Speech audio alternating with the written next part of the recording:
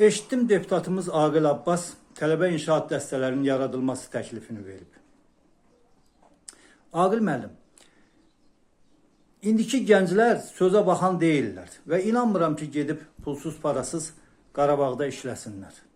Siz elə ən yaxşısı yazıcı inşaat dəstələrinin yaradılması təklifi ilə çıxış eləyin və gedək özümüz işləyək. Siz də axı yazıcısınız, mən də yazıcıyam. Siz ahıl yaşdasınız, mən bir qədər sizdən kiçiyəm. Amma fərqi yoxdur. Gedərik, işləyərik və vətənimizə hər cür xidmət göstərərik. Onsuz da burada işimiz, gücümüz yoxdur.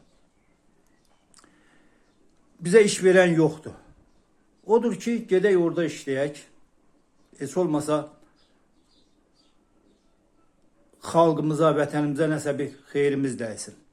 Ancaq bir məsələ var ki, gərək getmək məsələsini, orada qalmaq və müəyyən qədər qida ilə təmin olunmaq məsələsini təşkil edəsiniz.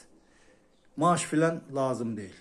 Onsuz da maaş alanda nə edirik ki, maaşı elə yeməyə, kommunal xərclərə, yol puluna xərcləyirik də. Çox xahiş edirəm, bu təklifimi nəzərə alasınız. Son dərəcə ciddiyəm və zarafat eləmirəm. Əgər yazıcı inşaat dəstəsi yaratsanız, mən orada iştirak eləməyə hazıram. Xahiş edirəm, siyahıya birinci mənim adımı qeyd edin. Çox sağ olun.